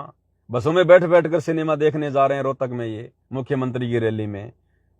सिनेमा का मतलब है बकवाद सुनना, जो हर प्रकार से हमें नुकसान दे और फायदा 1% भी ना हो। बेगार बेगार, ये बेगार में तो गए थे वहां पर, क्या लेके आए? मुख्यमंत्री तुम्हें क्या दे देगा? जो भी देगा तुम्हारा भगवान देगा। आध्यात्मिक ज्ञान की छींट नहीं मुख्यमंत्री के पास में, क्या देगा तुम्हें? बकवाद सुनाएगा। तो सिनेमा लोग देखने जाते हैं, बकवाद सुन के आते हैं ना, बेगारी करके आते हैं ना, टाइम पास करके आते हैं ना, मन को और ज्यादा पावरफुल बना के आते हैं, क्योंकि वो मन की खुराक होती है। तो तुम आश्रम वाले भाई बहन वहां परशुराम की जयंती में गए, तुम तो मन को मजबूत करके आए, मन की खुराक मन को खिला के आए हो, तुम सिनेमा देख के आए हो वहां पर। तो कहां छूटा तुम्हारा सिनेमा देखना? अभी नहीं छूटा तुम्हारा सिनेमा देखना। तो ये ऋषि महात्मा भी इसी प्रकार से तपस्या करते थे, सिनेमा देखा करते थे, बकवाद। क्योंकि नई नई बकवाद देखना मन को चाहिए, ये बैठा रहेगा। तो ये क्या करते हैं कि इनका कोई कमल खुल जाता है साधना से ऑटोमेटिक। कोई पिछले संस्कार से, पहले भक्ति युक्त लोग थे, बहुत थे, अब ना खुलता किसी का, तो वो पुराने संस्कारों से वो खुल जाता था। तो उसमें वो क्या देखते हैं, जैसे टेलीविजन ऑन हो गया आपका, कोई चैनल चल पड़ा, तो उसमें वो कार्यक्रम रिले तो कहीं और से हो रहा, देख रहे हो टेलीविजन में। तो ऐसे जो ब्रह्मलोक में डांस हो रहा था, उस ऋषि ने वहां देखा था, सामने सुनना ध्यान से, खुल के सामने रिफ्लेक्ट हो जाता है, जैसे डिस्प्ले पर आ जाता है। तो वो डांस देखा था, हम सोचा तपस्या कर रहा है ना, मन टेकन दी ने। तो ऐसी थी इनकी तपस्या, मूर्ख बना। आप भी बड़े थे, हम इनके पीछे लगे रहे, बड़े सिद्ध पुरुष हैं। इसलिए जब उसने इस औरत से भी सुंदर औरतें वहां दिख रही थी, टारगेट इसका वहीं जाने का था कि इस नाम के जाप से साधना से वहां जाऊंगा, फिर इनको वहां मिलेंगे मुझे। और ये नाम भगत क्या करते, इनका टारगेट क्या था? तो ये भगवान की रोशनी से आपको दाना दाना समझ में होगा इसका, पूरे अध्यात्म मार्ग का, सब कर्मों का, सब अध्यात्म ज्ञान का। तो क्या करें गुरुदेव भगवान, हम उनको भगत समझा करते थे, और टारगेट क्या था उनका? ब्रह्मलोक में जाकर सुंदर सुंदर औरतें देखने का, उनको भोगने का। अब बताओ, हम इनको भगत समझ रहे हैं आश्रम वालों को, टारगेट क्या इनका? राजनेताओं की रैलियों में जाने का, राजनीति करने का, बकवाद करने का, सिनेमा देखने का। और हम इनको भगत समझ रहे हैं कि आश्रमों में जाकर ये भक्ति करते हैं। अब लोग तो सोचते हैं भाई रामपाल के भगत गए भाई आश्रम में, धनाना आश्रम में गए भाई, भक्ति करने गए हैं। अब दुनिया को क्या पता, वो तो बकवाद करने गए, सिनेमा देखने गए। और राजनेताओं के भाषण हमारे क्या काम के बताओ? हमारे काम के तो संतों के सत्संग हैं। अरे उन राजनेताओं से अच्छा तो नालायको, गुरुजी के लड़को, गुरुजी के भाई, कम से कम 2-3 घंटे तुमने खड़े होके इन आश्रम में माइक हाथ में लेके भक्तों को कोई शब्द सुनाया होता। जैसे इस कुत्ते से परमात्मा ने अभी शब्द की व्याख्या करवाई, 1-1.5 घंटा हो गया।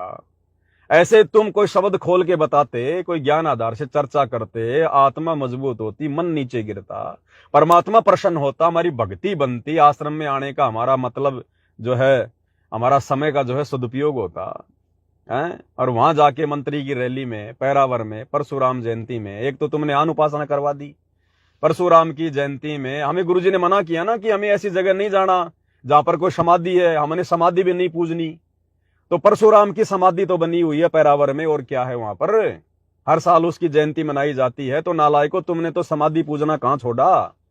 इस काल ने तो गुरुजी के परिवार के माध्यम से तुमसे वो समाधियां पुजवा दी, वो मुर्दों की समाधियां पुजवा दी।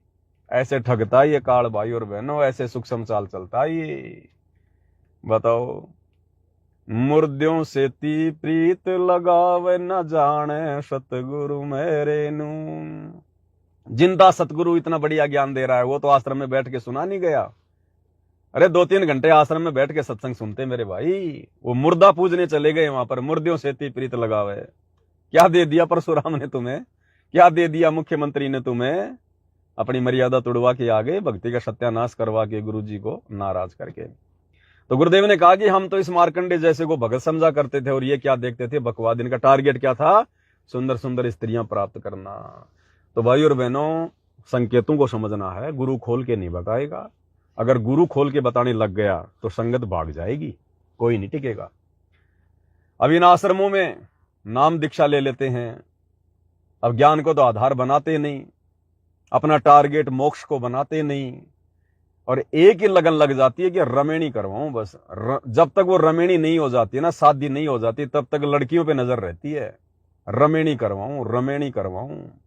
भक्ति कर रहे हैं मोक्ष के लिए, और टारगेट क्या है, शादी करवाऊं, रमेणी करवाऊं। रमेणी करके क्या करेगा, मार्कंडे की तरह, विश्वामित्र की तरह स्त्री भोग भोगेगा, और क्या करेगा। वो क्या है, भक्ति मार्ग में बाधक है। देखो, स्त्री बाधक नहीं है भक्ति में, स्त्री तो बहुत सहयोगी है। पुरुष के लिए स्त्री, स्त्री के लिए पुरुष भक्ति मार्ग में बहुत सहयोगी है। आज घर में स्त्री है तो मान लो हम आराम से बना बनाया भोजन खा रहे हैं, धुले धुलाए कपड़े पहन रहे हैं, छोटे मोटे कार्य हो जाते हैं, हम निष्फिक्र होकर अपना काम धंधा करते हैं घर की चिंता छोड़ के। तो भक्ति मार्ग में स्त्री बाधक नहीं है, स्त्री मिलन बाधक है। आग पराई आपनी, हाथ दिए जल जाए, नारी पराई आपनी, भोगे सब कुछ जाए। अब यहां पर 2 बातें हैं। अब इस ज्ञान की प्राप्ति से पूर्व जिन जिन भगत भाई बहनों की रमेणियां हो चुकी हैं, जिनकी शादियां हो चुकी हैं, जिनके बाल बच्चे हो चुके हैं, अब उनको तो इन विषयों पर विचार करके, गुरुदेव के ज्ञान पर विचार करके कि भाई वास्तव में देखो, स्त्री मिलन भक्ति में बाधक है, भक्ति बनेगी नहीं।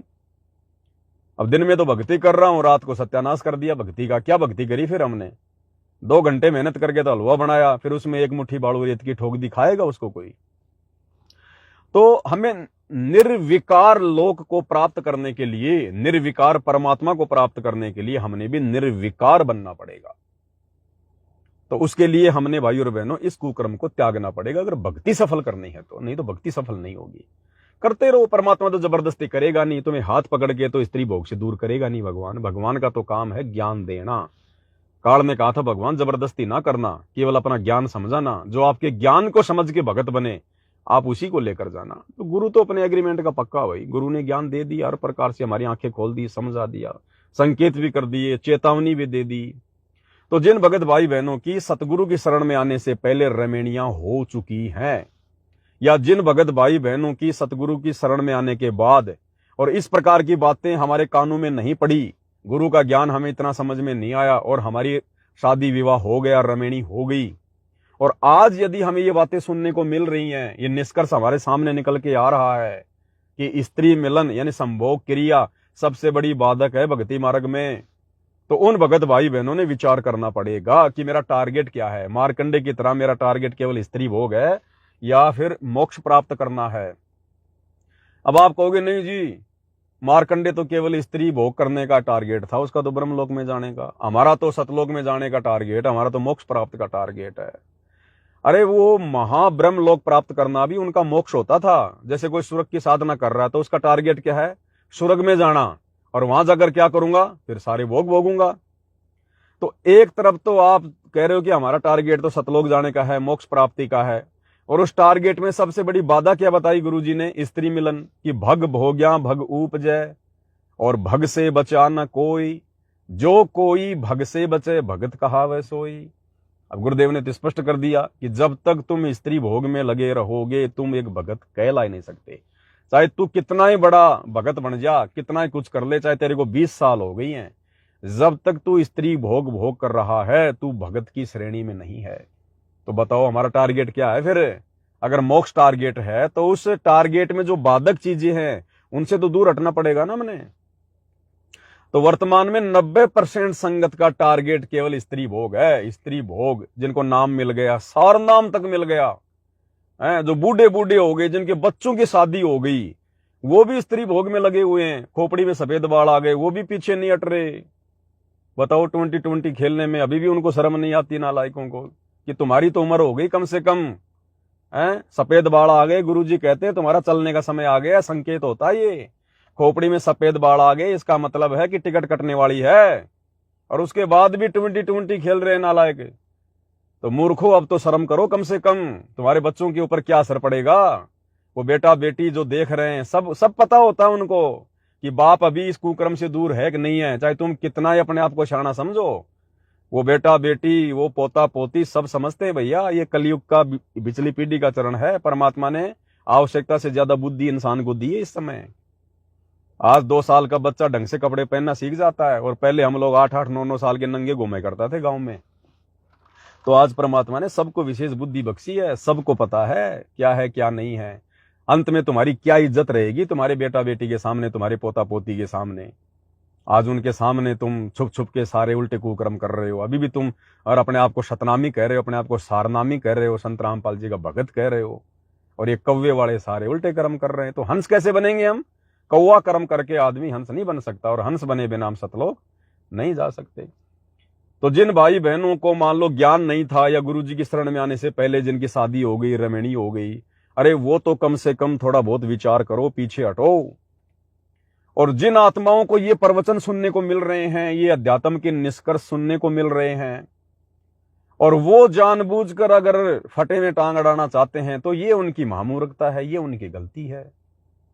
वो फिर जानबूझ के सांची तजने वाली बात कर जाएंगे, फिर वो फिर जानबूझ के सांची तजने वाली बात कर जाएंगे फिर। क्योंकि हर चीज का पता होने के बाद ये 7 संगतियां हैं, ये गुरुदेव के सत्संगों का निष्कर्ष है, ये तत्व भेद है।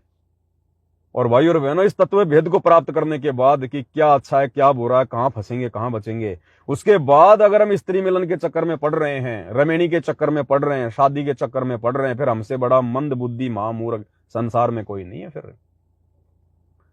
अरे उम्र क्यों देख रहे हो तुम? फिर तो वही संसार वाली बात हो गई कि भैया बुढ़ापे में करेंगे भक्ति।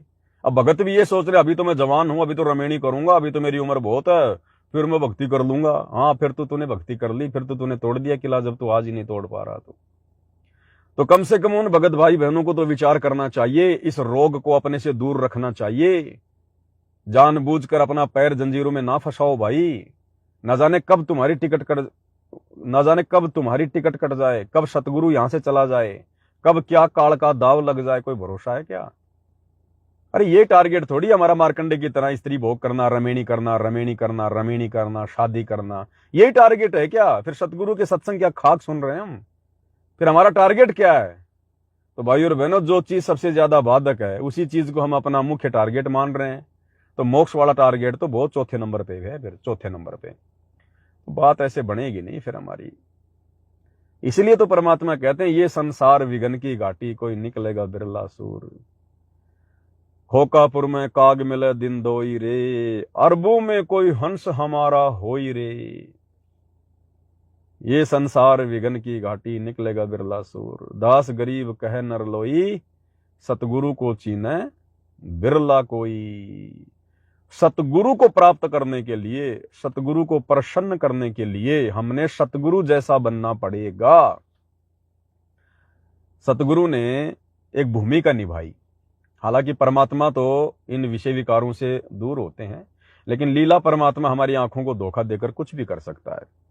तो सतगुरु ने हमें हिम्मत देते हुए कोई ये सोचे कि लो जी मैंने पूरी जिंदगी तो स्त्री भोग किया, शादी कराई, बच्चे पैदा कर लिए, अब मैं क्या भक्ति करूंगा।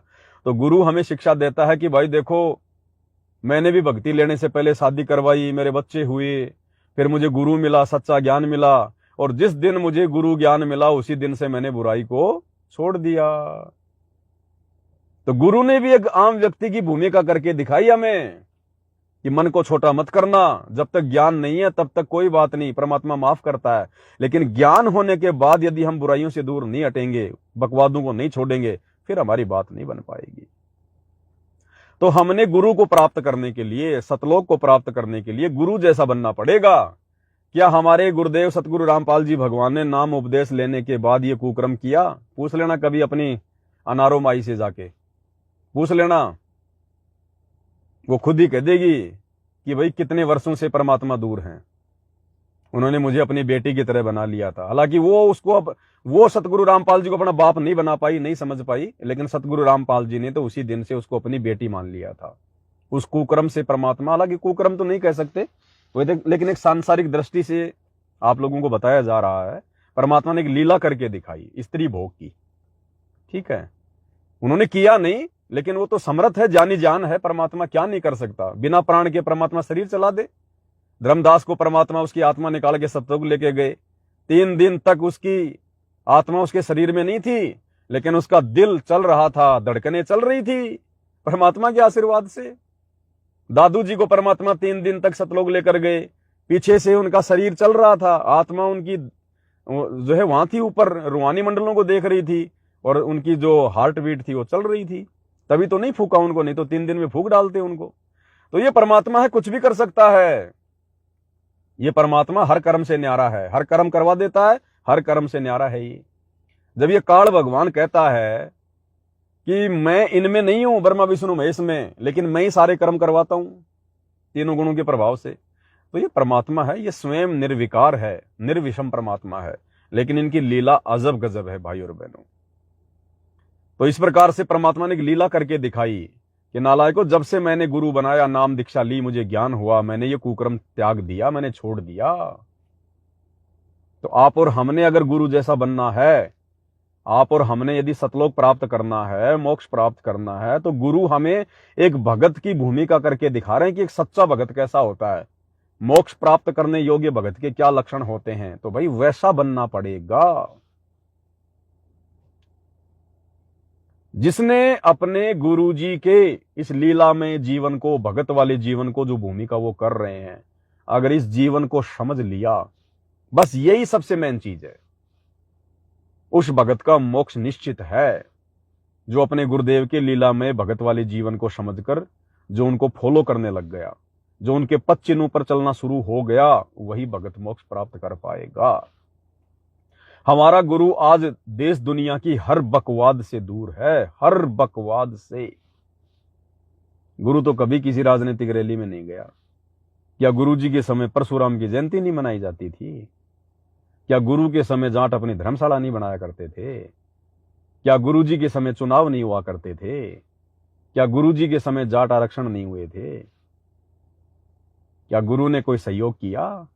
अपने किसी भगत को वहां जाने का आदेश दिया?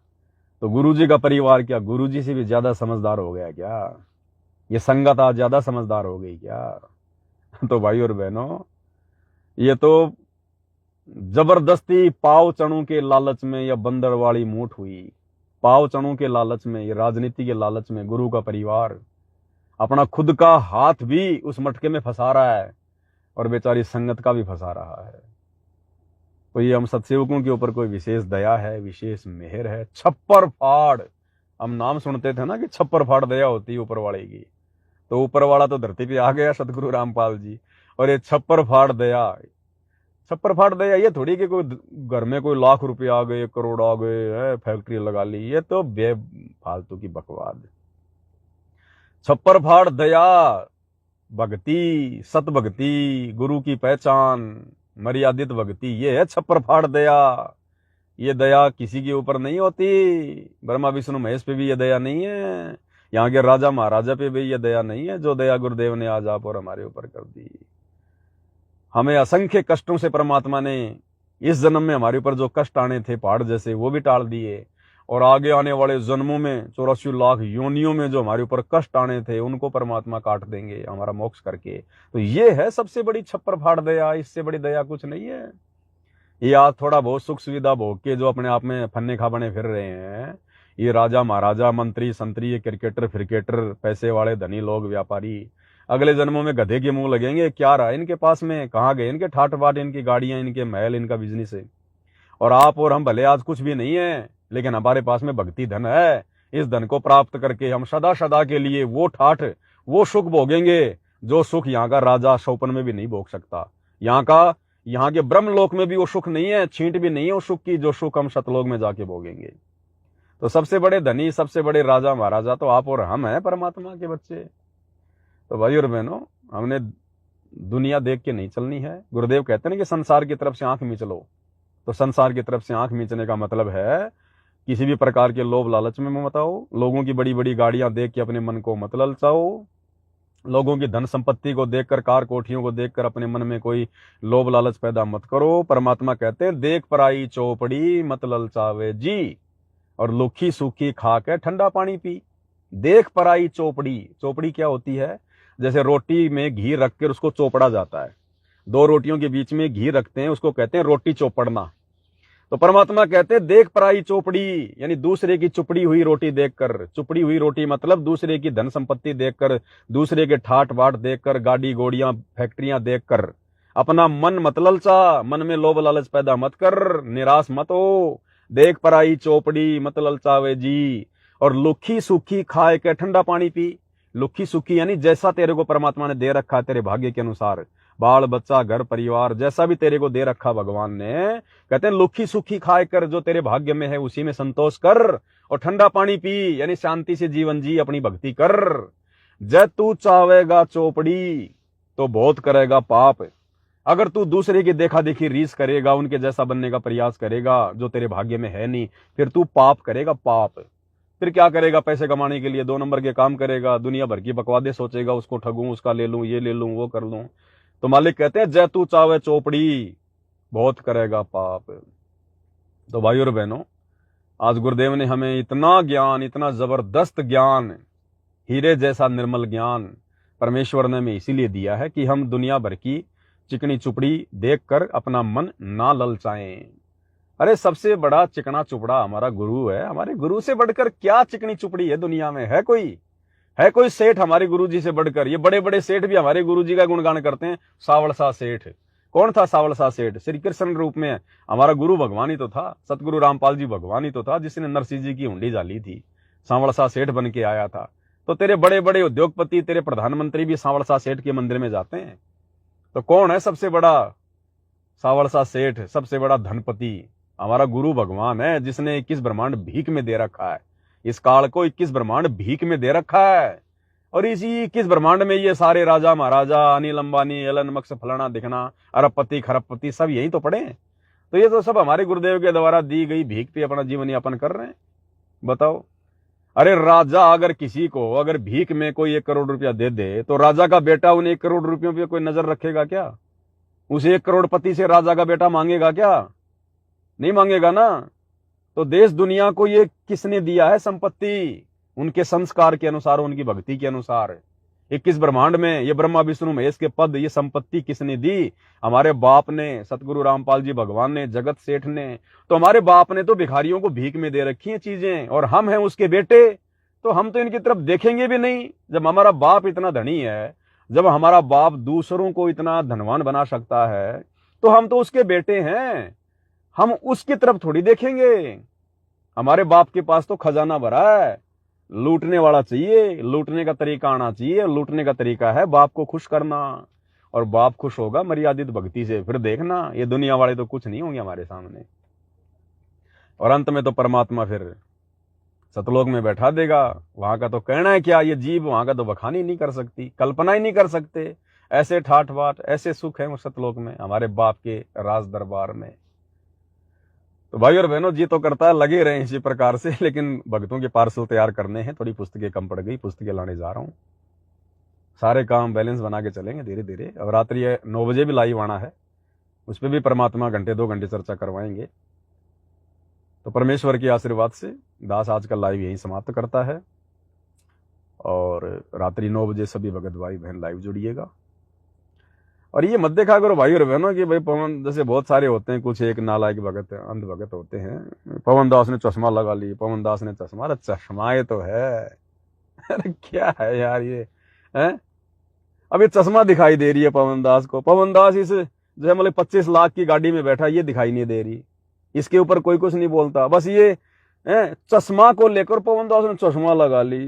अरे नालायक को, अरे चश्मा तो इसलिए लगाता हूं, गाड़ी चलाता हूं तो धूप कितनी है, आंखों के ऊपर कितना जोर पड़ता है तो जीव ही 2 कोड़ी के 5 तत्वों से बने हुए हैं, फिर सर में दर्द करना शुरू हो जाता है, सर में दर्द होगा, सेवा क्या खाक करेंगे, लाइव क्या खाक आएंगे फिर। इसलिए दास थोड़ा अपना प्रोटेक्शन करता है। परमात्मा ने बचाव का साधन दिया तो लगाने में दिक्कत क्या है हमारे को। अब कोई कहे कि भगत गाड़ियों में क्यों घूमते, अरे भगवान ने दी है, हमारी सुविधा के लिए दी है ये चीजें, इसलिए हम इनका यूज कर रहे हैं, हमारे बाप की दी हुई है, ये कोई दिखावे के लिए थोड़ी है। मैं क्या दिखाऊंगा, वो तो मन को शादी करवानी है क्या, मेरी शादी को तो पता नहीं 20-22 साल हो चुकी है, अब तो परमात्मा ने उससे भी दूर कर दिया, अब क्या दिखाऊंगा मैंने, मन को ब्याह करवाना, को शादी करवानी, किसी को इंप्रेस करना है क्या, किसको इंप्रेस करेंगे, सब अपने भाई बहन है, हम एक बाप के संतान है, भाई अपनी बहन को कभी इंप्रेस करेगा क्या। अब ये तो अपने बचाव के लिए परमात्मा लगवा रहे हैं, इसमें कोई दिखावा थोड़ी है, मान बढ़ाई थोड़ी है कोई। अगर ये चीज अगर भक्तों में मान बढ़ाई पैदा कर सकती है तो क्या भक्ति क्या खाक करेगा, मोक्ष क्या खाक होगा फिर। तो भाई और बहनों, ये छोटे और घटिया लोगों की छोटी सोच होती है, उनकी बातों में नहीं जाना हमने अपने टारगेट को ध्यान में रखना है, और जो सुविधा परमात्मा ने दी है उनका हम सदुपयोग करेंगे और भक्ति मार्ग में आगे बढ़ेंगे हम अपना। बस इतनी सी बात है।